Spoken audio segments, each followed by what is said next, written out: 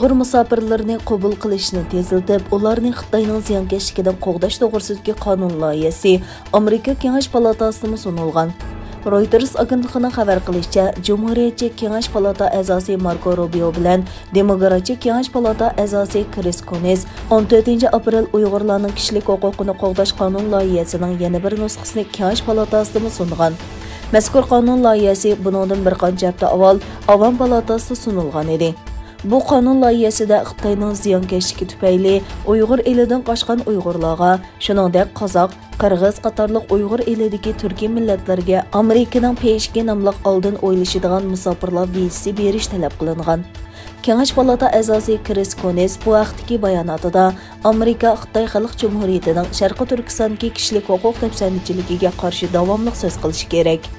Biz yana Uyg'urlarga diniy va etnik kimligi sababidan ziyonkashlikka uchragan bu kishilarning hammasiga kapolatlik qilishimiz va qo'g'dishimiz kerak degan.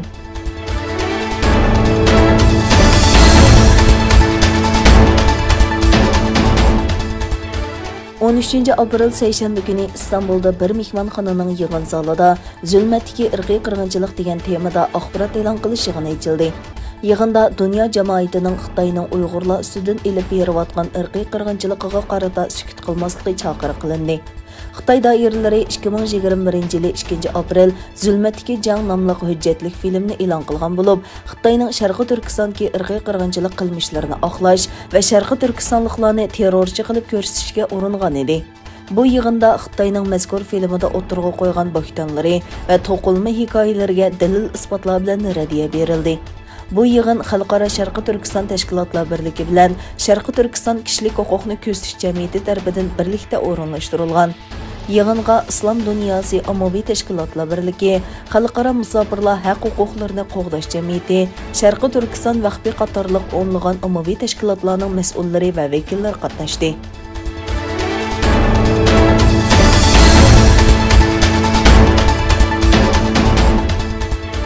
Amerika Davlatlik istixborot direktorligi 14 aprel Amerika Davlat Majlisiga yillik istixborot doklati yo'llab, Xitoyning Amerika uchun tahdid ekanligini bildirgan. Dokladda Xitoyning kunsari kuchayotgan ta'sirini kengaytirish urinishi Amerika uchun eng chong tahdidlarning biri ekanligi ko'rsatilib, Xitoy bilan Rossiya paydo qilayotgan davlat bexatarlik tahdidi to'g'risida ogohlantirgan. Dokladda Xitoy har qaysi sohalarda bo'libmi iqtisodiy, harbiy, texnologiya sohalarida Amerikaga xiris qilayotgan va xalqaro qoidalarni o'zgartirishga urinayotgan bir raqobatchiga aylanmoqda deyilgan. Dokladda aytilishicha, Xitoy Amerikaning ittifoqdoshlari bilan bo'lgan munosabatiga qarshilik qilish strategiyasini qo'llanmoqda ekan. Shundaqla yuqumga qarshi turishdagi muvaffaqiyatidan foydalanib, o'z sistemasining afzalligini bozorga salmoqchi ekan. Davlatlik axborot idorasining boshlig'i Avil Haynes Xitoyning nurg'un masalalarda Amerika bilan raqobatlashadigan raqib ekanligini, bu qoidalarni mustabid Xitoy hokimiyatining afzalligiga o'zgartirishga urinayotganligini bildirgan. Haynes yana Rossiyaning Amerikaning nufuziga soya tushirish urinishi, Eronning O'rta Sharqni muqimsizlashtirishi, yer shari terrorlik va Shimoliy Koreyaning Amerika va ittifoqdoshlarining orasini buzish urinishi qatorliqlar ustida to'xtaldi.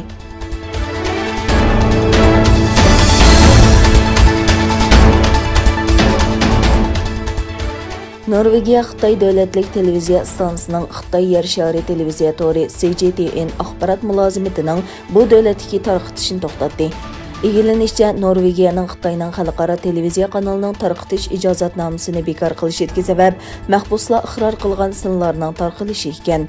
Tönögün chiqarilgan qaror bilan Xitoyning tashviqot kanallari CGTN va CCTV4 Shvetsiyada cheklangan. Norvegiyaning tarqatish ijozatnomasini bekor qilish qarorining sababi bo'lgan mahbuslarning iqror qilgan sinlari dunyo jamoatchiligining kuchli inkosini qo'zg'agan. Oldin qatta ziyonkashlikka uchirg'uvchilar tarafidan Xitoyning rasmiy tashviqot kanallari CGTN va CCTV4 tarqatgan programmalar haqida ochiq xat e'lon qilgan. Mahbuslarning tuqqanlari o'zlarining qattiq azob uqubat ichida ekanligini eskartgan va nurg'un davlatda Xitoy kanallarining tarqatilishini to'xtatishga va jinoyatga aralashmaslikka chaqiriq qilgan.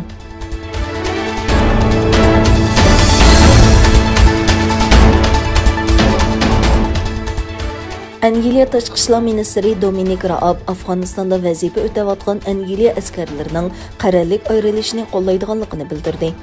Raab o'zining Twitter hisobidagi yozmasida davlatining Shimoliy Atlantik ahdi tashkiloti va Afg'oniston xalqining texmo tinch kelgusi bilan muqim Afg'onistonni qo'llaydiganligini bayon qildi. Raab ئەنگىلىيە ئەسكەرلىرىنىڭ ئافغانىستاندىكى قەرەللىك holda chekinib chiqishini qo'llaydiganligini eskartdi. ئەنگىلىيە davlat mudofaa ministri Ben Wallace yozma bayonotida Afg'oniston xalqining tinch va muqim kelgusiga loyiq ekanligini ko'rsatdi.